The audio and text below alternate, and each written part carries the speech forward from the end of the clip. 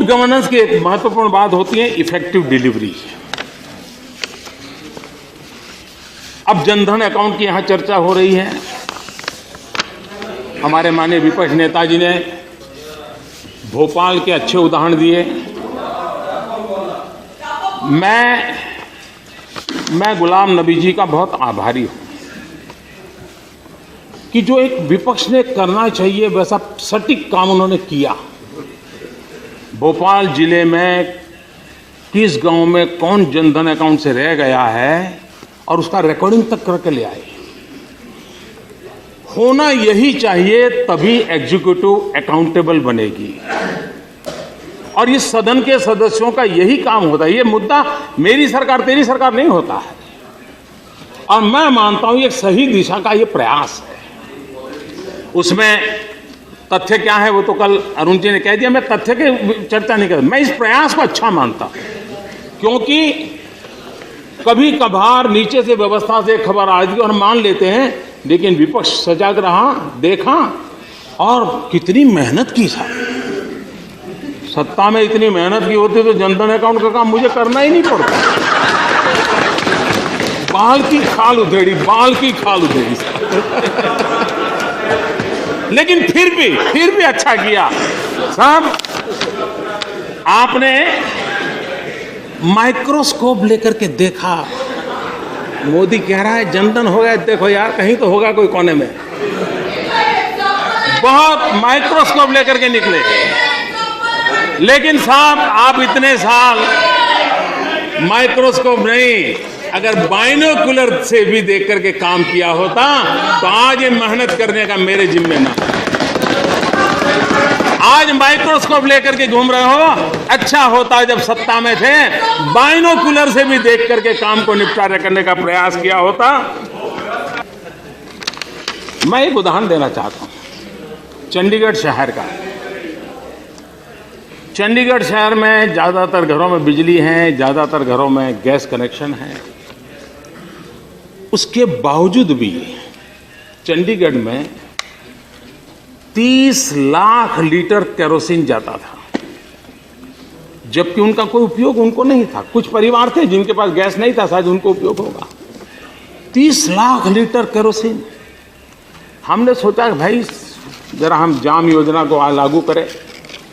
सर्वे किया, आधार का उपयोग किया, गैस कनेक्शन का डाटा इकट्ठा किया। कुछ परिवार रह गए जिनके पास गैस कनेक्शन नहीं था, तो हमने एक अभियान चलाया है, आने वाले कुछ दिनों में शायद पूरा हो जाएगा। लेकिन इसका परिणाम यह हुआ कि 30 लाख लीटर केरोसिन जो कि जाता था और धन्ना सेठों के द्वारा बाजार में चला जाता था, मुड़ीपतियों के पास चला जाता था। ये पूंजीपति लोग उसका ब्लैक मार्केटिंग करते थे, डीजल में मिक्स करते थे, एनवायरनमेंट को बर्बाद करते थे। ये टारगेटेड सब्सिडी का परिणाम ये है कि ये जो धन्ना सेठ या पूंजीपति के लोगों के हाथ में 30 लाख लीटर केरोसिन जाता था, बहुत एक तो बंद हो गया, बाकी भी अब बंद हो जाएगा। और इसके कारण देश की करोड़ों रुपए की सब्सिडी बचेगी। देश की करोड़ों रुपए की सब्सिडी बचेगी। तीसरा देश को इंपोर्ट करने में भी राहत मिल जाएगी। कहने का हमारा तात्पर्य यह है कि हम जो टेक्नोलॉजी के माध्यम से इस काम को जो हम कर रहे हैं, इस काम के संबंध में सब्सिडी सही व्यक्ति को मिले, नियम में जितनी मिलनी चाहिए उतनी मिले, समय पर मिले, उस दिशा में हमारा एक प्रयास है। ये रुपये बचाने का खेल नहीं है। एक व्यवस्था में ट्रांसपेरेंसी लाना नहीं, लीकेजेज बंद करने की, दलालों को निकालने का एक उत्तम प्रकार का प्रयास है। उसमें भी कुछ कमियां हैं तो ठीक करनी है और आप लोगों का उसमें सहयोग मिलेगा, कहीं से कोई जानकारी मिलेगी तो उसको ठीक करने में सुविधा बढ़ेगी। तो मैं निमंत्रित कर देता हूं सबको कि ऐसी कोई बात ध्यान में आए तो जरूर सरकार के ध्यान में लाइए ताकि हम इसको कर पाए।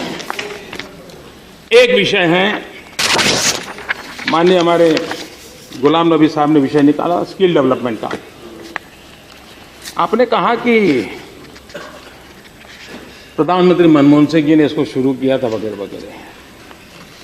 वैसे हमारे देश में स्किल ये परंपरागत है, लेकिन हर सरकार ने किसी न किसी रूप में प्रयास किया। अब बात कहां जाकर के अटकती है? अब जैसे मान लीजिए आज हम गंगा सफाई करते हैं,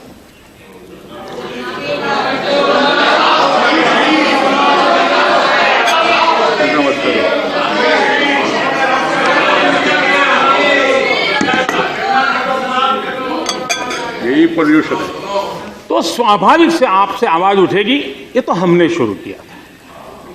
सही बात है, श्रीमान राजीव गांधी जी ने इस पर बल दिया, शुरू किया। अब सवाल ये उठता है कि शुरू किया, उसकी क्रेडिट लेने के उत्साह में ये भी तो जवाब देना पड़ेगा कि 30 साल के बाद गंदी क्यों है? अगर शुरू किया था तो 30 साल के बाद गंगा गंदी क्यों है? क्या कमी रही?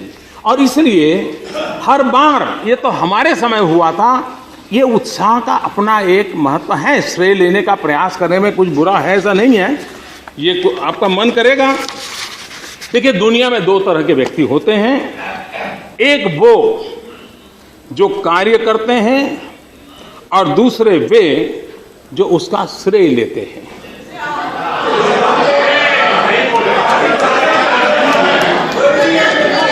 आप इनमें